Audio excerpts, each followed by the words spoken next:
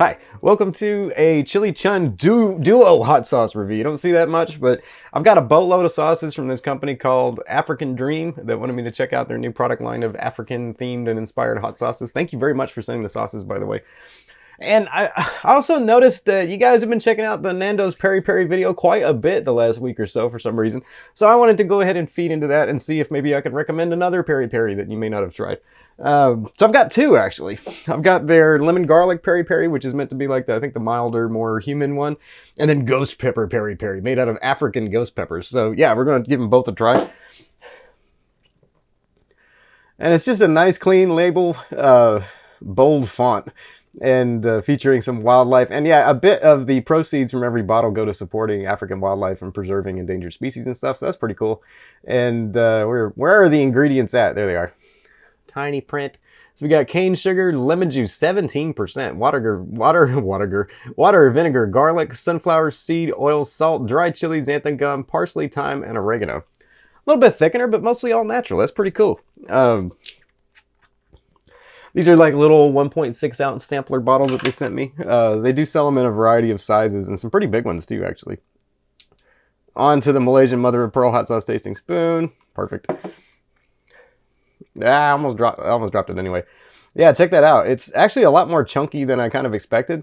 It's got a deep terracotta color, which is very pretty. And the xanthan gum gives it that little bit of shine, I think. You can see the studio light reflecting in the, well, calling this a studio is a little bit generous, but yeah, beautiful. Ooh. That has a real different aroma than I kind of thought. It doesn't smell like any peri-peri I've had before.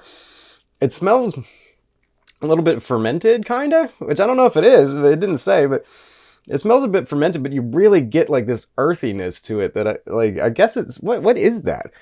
Unless it's their choice of peppers, maybe, and the way they're treated. Because dried peppers sometimes do have that earthy, you think of like arbols, they get that real earthy taste, or chipotles. Dude, this smells cool. Cheers, YouTube.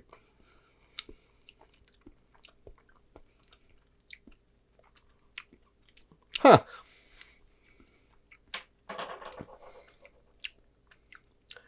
It's kind of weird, but this actually tastes like a little bit like truff. It does. It doesn't have the funk as so much. It got a bit of it. It doesn't have a ton of funk, but it's almost like the same hot sauce they use, and then they put the truffle in. This kind of is. It's a little bit sweet, and it's not as lemony as I thought it would be, given like the percentage of this is lemon juice. And the peppers are kind of hard to pick out. It's just this kind of, it's a really unique, kind of slightly fermented, kind of herbal slash aromatic, kind of earthy taste. It's really hard to put my finger on what it tastes like.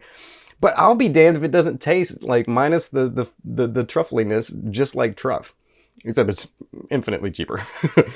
Weird. Okay, cool. Interesting. All right. So let's move on to the ghost pepper version, because now I'm deeply curious how much the pepper selection is going to influence the taste of it. All right, so this one, let's have a look.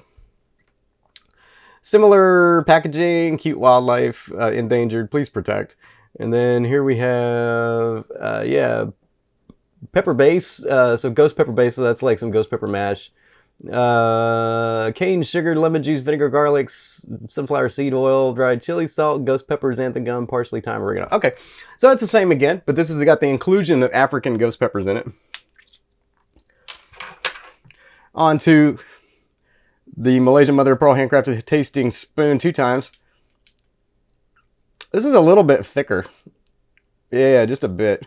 It's a bit thicker. It's got a slightly different color. This is actually a little bit more like kind of what I was expecting. Not as chunky, a bright orange, very shiny. This looks like peri-peri a little bit more to me.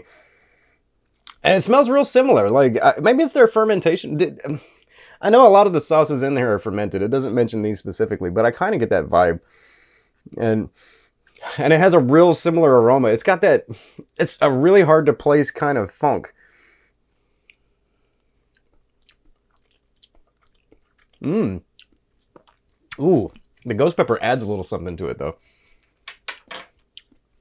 It kind of puts the earthiness in context. and it turns it into like a pronounced ghost pepper aroma. And then the ghost pepper kind of adds that black peppery sensation too.